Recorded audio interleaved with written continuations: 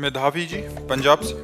राधे राधे। राधे राधे महाराज जी, आपके चरणों में कोटि कोटि प्रणाम। महाराज जी, हम सब ने सुना है कि इस जन्म में जो हमें दुख मिलते हैं वह पिछले जन्म का कोई पाप होगा जो नष्ट हो रहा है, पर वो पुराने जन्म का पाप हमें इस जन्म में क्यों मिलता है या भोगना पड़ता है? तुम ही तो हो करने वाले तो तुम ही हो।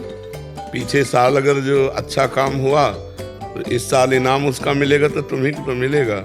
पीछे कत्ल किया, मुकदमा तुरंत दंड तो नहीं मिलता कहीं भी। भारत में ही देखो, इसी मृत्यु लोक में देखो, 20-20 साल मुकदमा लड़ते हैं, इसके बाद सजा होती नहीं होती। तो भागवतिक बहुत बड़ा शासन काल है भगवान का।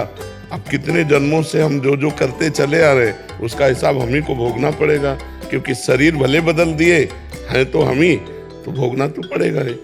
अगर और कोई दूसरा करने वाला होता तो आपको ना भोगना पड़ता, आप ही करने वाले हो। मान लो पिछले जन्म में पुरुष रहे, इस जन्म में स्त्री रहे, उसके पहले क्या क्या रहे, तो जो जो हमसे कर्म होते हैं वो हम ही को भोगने पड़ते हैं, इसमें कोई संशय नहीं है। देखो, भगवान ने स्वयं इस बात को अपने जीवन में करके दिखाया। रामावतार में छुप करके बाली को मारा, तो वही व्याध बन करके श्री कृष्णावतार में अंतिम समय भगवान के चरणों में मारा।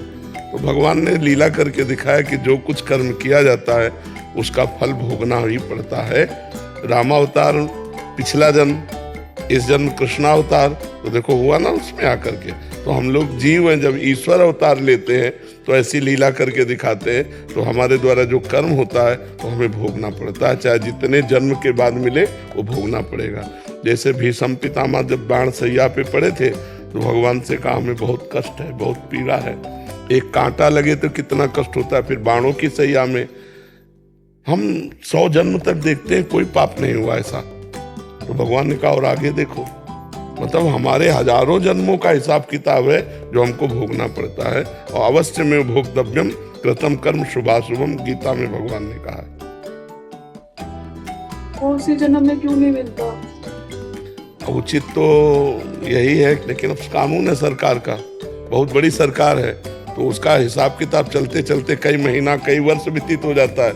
यहाँ भारतीय सरकार का और भागवतिक सरकार के तो अनंत ब्रह्मांडों का हिसाब है, तो जन्म के जन्म व्यतीत हो जाते हैं। तुरंत अगर मिल जाता तो और बढ़िया रहता।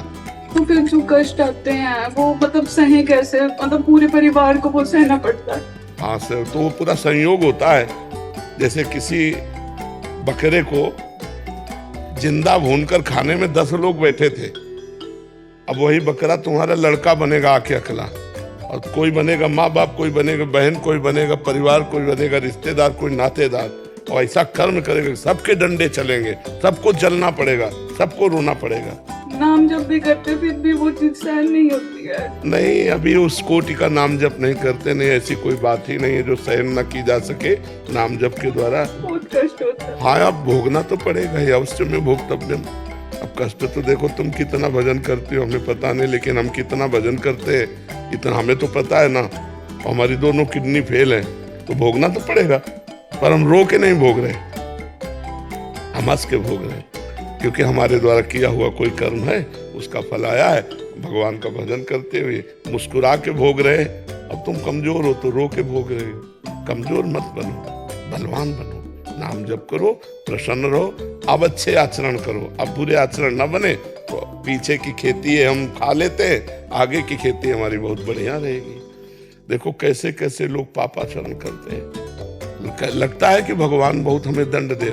एक गर्भस्थ शिशु की हत्या करा देना, आप लोग अपने में विचार करो, क्या ये पाप नहीं करते? गृहस्थी में गर्भ हत्या करा दी, वो भी तो जीव था, वो भी तो तुम्हारा लाला या लाली थी, तुमने मरवा दिया।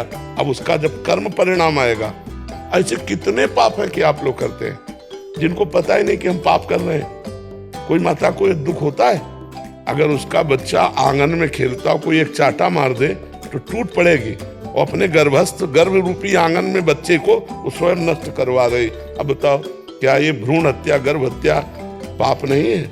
महापाप है। कहाँ मान रहे हैं? क्या किसी जीव को काट कर, उसके अंग अंग काट कर उबाल कर खाना पाप नहीं है?